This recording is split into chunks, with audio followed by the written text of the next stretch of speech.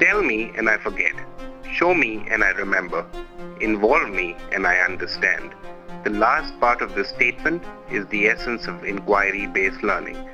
Human beings, from cradle to grave, carry on acts of inquiry. As a teaching-learning approach, it is rather new. Inquiry-based learning was developed in the 1960s as a response to the perceived failure of the more traditional forms of teaching learning. Memorizing facts and information was no longer important.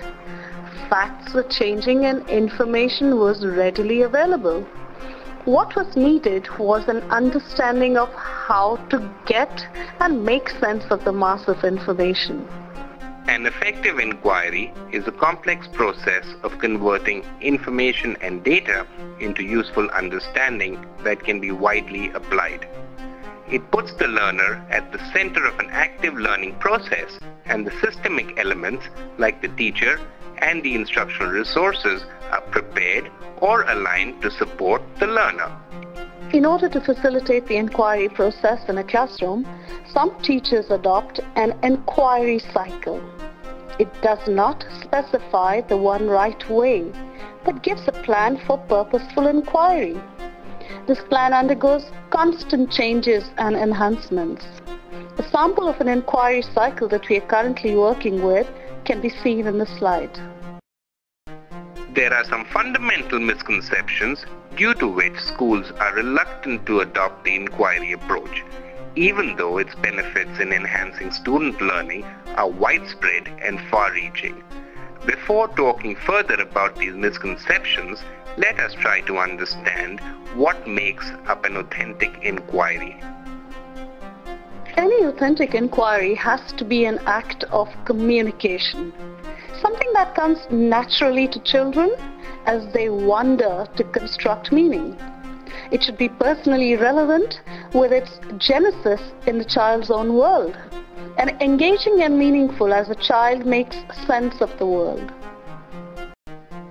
Inquiry in learning need not be in the form of questions. One can easily confuse children's questions of all sorts as inquiry acts.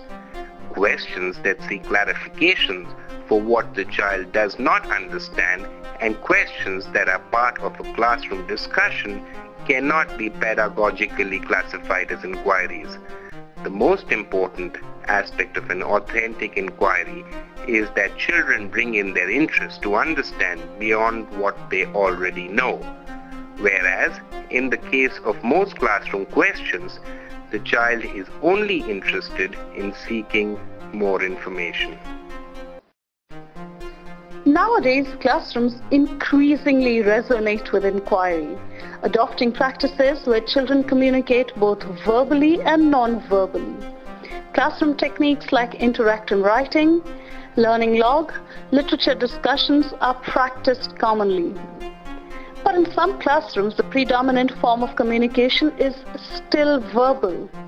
Such classrooms fail to take cognizance of different forms of children's expressions and hesitate to adopt the inquiry approach because it is perceived to dilute content and not meet sequenced curricular objectives.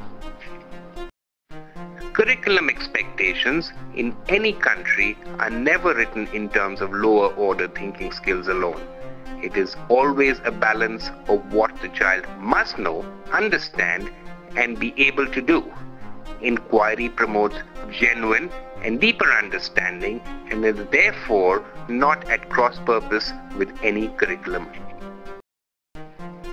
Another misconception is schools that want to maintain high scores in standardized tests should not adopt inquiry practices. Standardized tests are designed to test simple recall, understanding, and application of information, whereas inquiry increases the length and breadth of this recall, understanding, and application. Therefore, students who approach standardized tests from an inquiry purpose have high test scores. In any case, schools need to adopt the approach in lower grades where the curriculum expectations are largely determined by the school, so as to develop an inquiring temper among the younger students and sustain that along their senior years. it is unlikely that there exists a community in which children do not engage in inquiry and adults do not facilitate or support the process. A teacher needs to be an inquirer along with the children, listening, participating, articulating, provoking, guiding, negotiating, and recording the proceedings. It is a fallacy that the teacher need not teach in an inquiry-based classroom or play some kind of a passive role. Some schools and parents believe that a child's learning cannot be measured since inquiry cannot be graded. While a mark or a letter grade cannot be assigned, an inquiry can be assessed. The assessment of an inquiry is continuous and observable both inside and outside the classroom. Students and teachers generate rubric for inquiry assessment by teacher, by self, and by peers.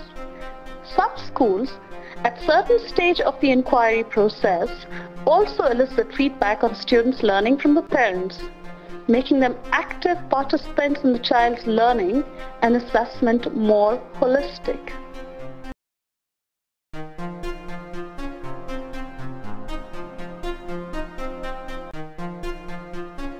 To obtain more information on how we can help your school with inquiry, contact us at info@artoflearning.in.